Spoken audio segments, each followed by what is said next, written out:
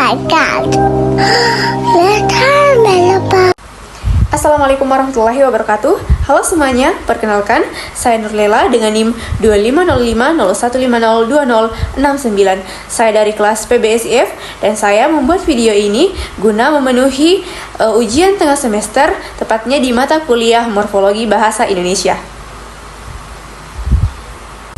Nah, pada video kali ini saya akan membahas 3 pokok materi. Pertama, ada morfofonemik, kedua, ada kelas kata terbuka, dan ketiga, ada kelas kata tertutup. Berdasarkan tugas minggu lalu, yakni menganalisis kata demi kata, kita dapat memahami bahwa definisi morfofonemik, kelas kata terbuka, kelas kata tertutup bisa kita ketahui melalui pendekatan dan analisis terkait kejadian sehari-hari di sekitar kita.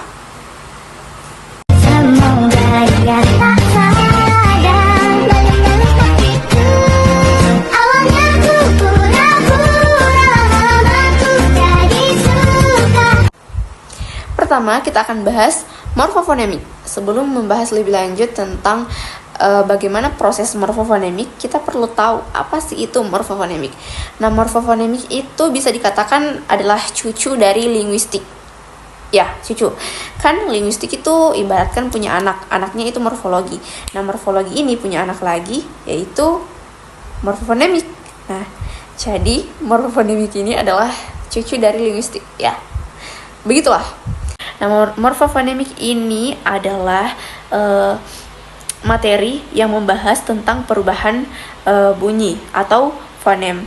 Bunyi dalam bahasa atau linguistik itu disebut fonem, di mana fonem ini bisa terjadi atau muncul ketika morfem atau satuan terkecil pembentuk bahasa itu berubah atau digabungkan dalam sebuah kata ataupun frasa.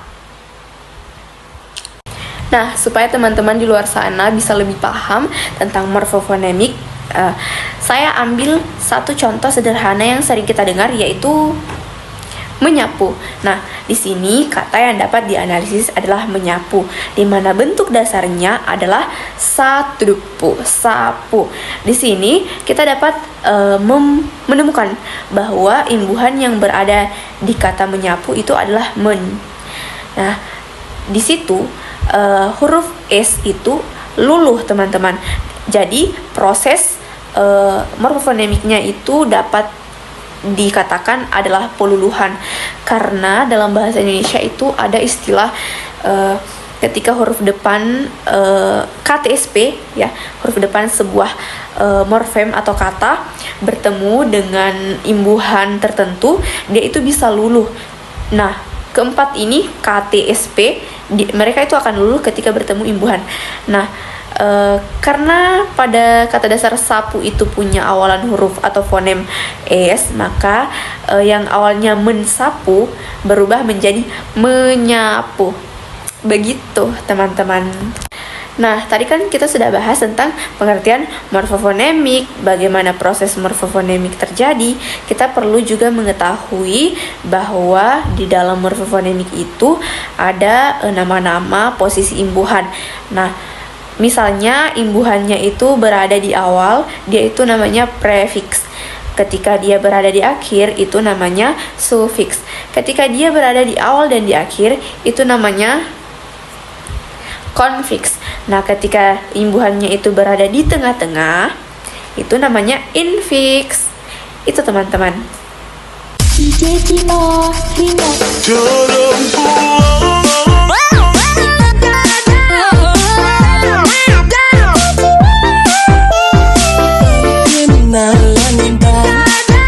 Lanjut ke materi kedua, yaitu kelas kata terbuka.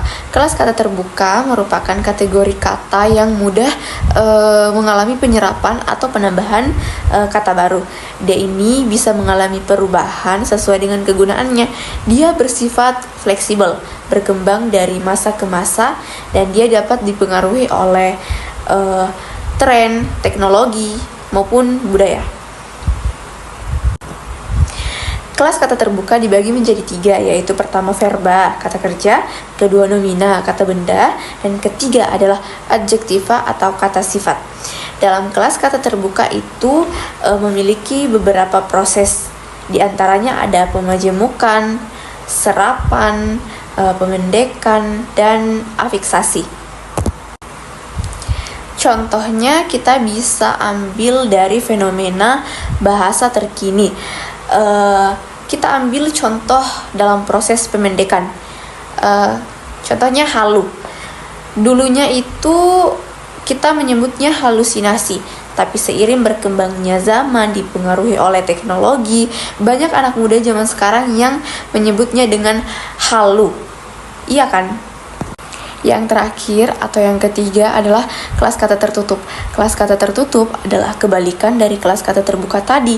Nah, ketika kelas kata terbuka merupakan kategori kata yang dapat mudah menyerap kata baru, maka kelas kata terbuka adalah kategori kata yang cenderung tidak menerima anggota baru karena dia sudah bersifat stabil. Dalam kelas kata tertutup, dia punya beberapa, yaitu preposisi, adverbia, pronomina, konjungsi, artikula, interjeksi, dan yang terakhir ada partikel.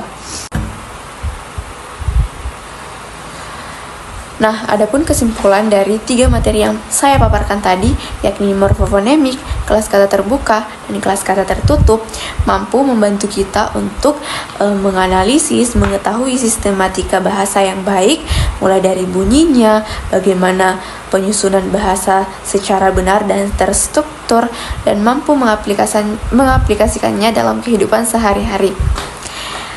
Itu saja dari saya. Saya ucapkan terima kasih banyak atas perhatiannya. Terima kasih. Wassalamualaikum warahmatullahi wabarakatuh.